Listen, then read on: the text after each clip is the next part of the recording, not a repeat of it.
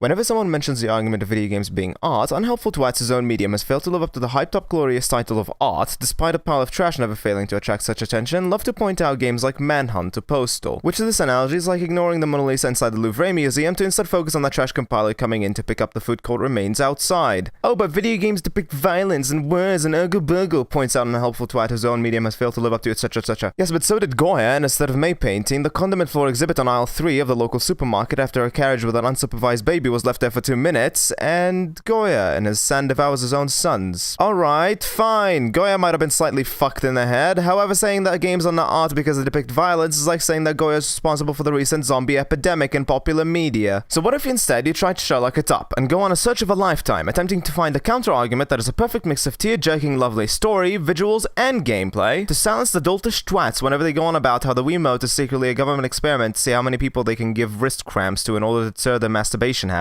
Well, I wouldn't know, because I didn't do that. Instead, over the last week, I was down on money for games because, you know, I needed to eat and shit, and realized at the last moment that I needed something quick and easy to fill this week's episode, and so the honor came to Detention. No, that's not me announcing to the whole world that I've been a naughty boy. Put away your damn paddles. Detention, by Red Candle Games, differentiates itself right off the bat from my past by not having anything to do with detention at all. Instead, it's a horror game set in Taiwan during the 1960s counterintuitively named White Terror period, where anyone's seen wearing red, having red on the clothes from the best friend being shot too close to them, or read any sense of books, shitty pun absolutely intended, pat myself on the back for that one, is automatically assumed to be a communist. Contrary to popular AAA titles, however, you're not a soldier mowing down people by the hundreds for their unfortunate taste in clothes. You instead start out as Wei Chung Ting, although the game insists on Wei for short. A kid who wakes up after having fallen asleep in the middle of class to find that the entire city has evacuated faster than a sex partner evacuates my bed after I've eaten one too many breakfast burritos, on the account of the whole town somehow beginning to sink in a river of blood.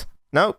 I've got nothing. 2 minutes in, you pass out and instead wake up as another student who has previously also insisted on being called Ray, despite their full name being as easy to summarize as their entire plot of Dracula, Fang Ray Shin. The game then goes on a haze of sequence after the next, more disjointed and random than the PowerPoint presentation that is this video, where it will literally not shy away from just fading to black and starting the next scene or opening a door and entering a world of hallucinogens and bright colors that will lead you to the next part of the story. But unlike this video, it does work, because the entire time it produces a sense of unease as you go from a completely fucked up world where the sky is raining blood to an upside down fucked up representation of reality because he dared to change the radio station, which coincidentally is my excuse for why I ran over Bambi's mom, officer. The game drops any pretense of it somehow being a horror game about 3 enemies in and instead goes, fuck it, the only horror you experience is when your friends find you hanging from a noose because of how depressed we're about to make you feel. The game then blows some raspberries and turns from horror of ghosts who like to feed on ashtrays to an existential horror about the human existence, and where a schoolgirl ends up dating her psychologist to get back at her drunk dad. He breaks up with her because someone finds out about it, and she finds the most logical solution going forward is to get everyone at school who reads books, because that's something that her lover liked, executed. What I've explained so far, I guarantee has raised some eyebrows and loosened some change in your wallets, and it rightfully should. This is a game with absolutely beautiful scenery and well-paced narrative that sucks you in faster than 7-Eleven back alley gob job despite only being 4 hours long. However, that's disappointingly as far as the game can stammer around, taking its first tentative indie steps before it falls over into a pile of its own poo. This is a point-and-click adventure after all, and it must stand, no pun intended, on its puzzles.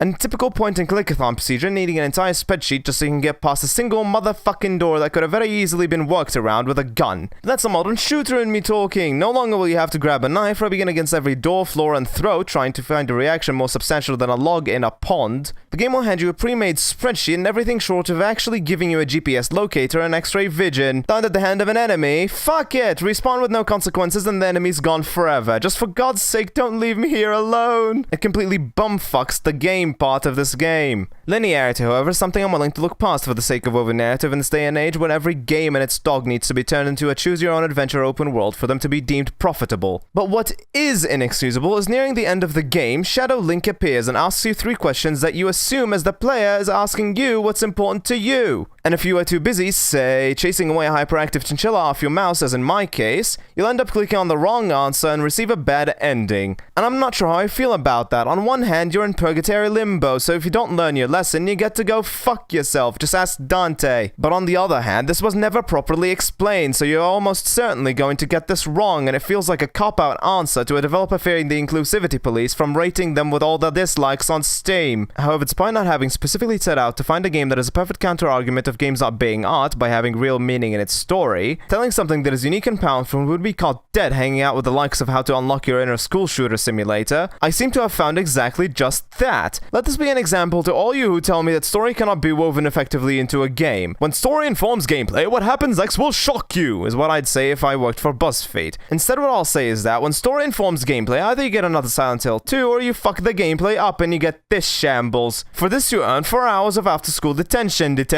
without paid lunch.